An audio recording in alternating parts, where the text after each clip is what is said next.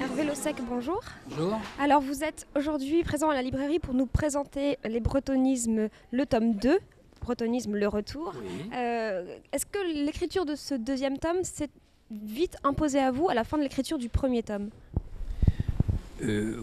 Disons qu'il n'y avait pas de souci, parce que même en faisant le premier, j'avais la matière pour faire le second. Et puis, mais ici, il est quand même très différent dans la mesure où il y a des domaines qui n'avaient pas été explorés dans le premier, qui sont là dans le second, comme la cuisine.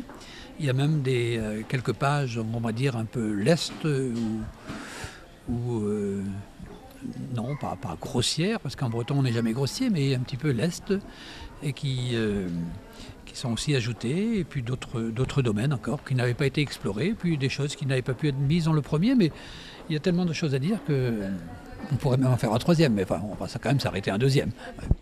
Vous vous inspirez de votre connaissance, de choses que vous savez vous-même comme étant encore très utilisées, de bretonisme très utilisé par les Bretons ?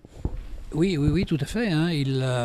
Pas plus tard encore que la semaine dernière, je faisais une traduction, et puis j'étais en train de me dire comment j'allais traduire une phrase en breton, et là, enfin, mot à mot, ça donnait « il lui manque un grain ».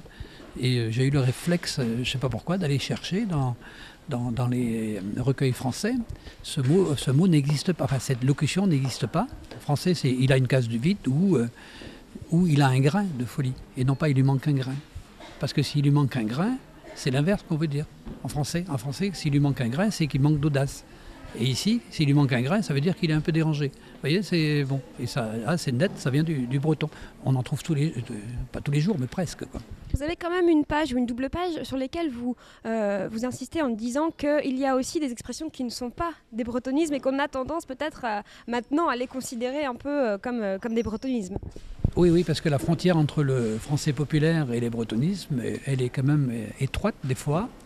Des fois, ça semble évident que des expressions comme donner la main, dans le sens d'aider ou d'épauler quelqu'un, ça pourrait être un bretonisme, parce que ça, mot à mot, ça donne la traduction, mais c'est aussi compris dans d'autres régions de France, dans ce sens-là, donc ça ne peut pas être un bretonisme.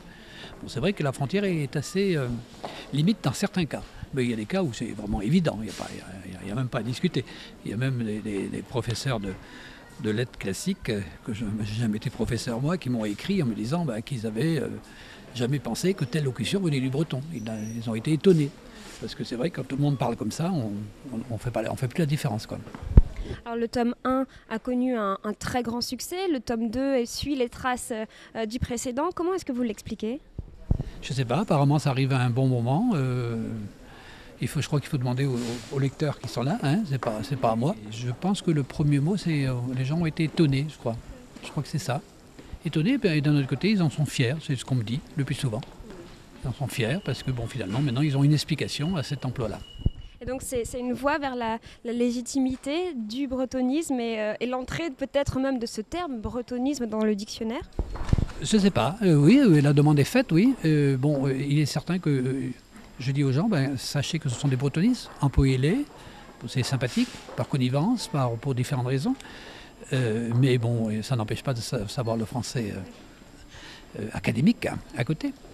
Mais il est toujours aussi honorable, qu'on va dire, de mettre des mots, des bretonismes dans les conversations, plutôt que de mettre des mots anglais, comme c'est aujourd'hui le chic du chic. Hein. Je trouve que franchement, on les a chez nous, pas besoin d'aller chercher ailleurs, quoi. Voilà. Très bien, merci beaucoup Hervé Lossec. Excusez-moi.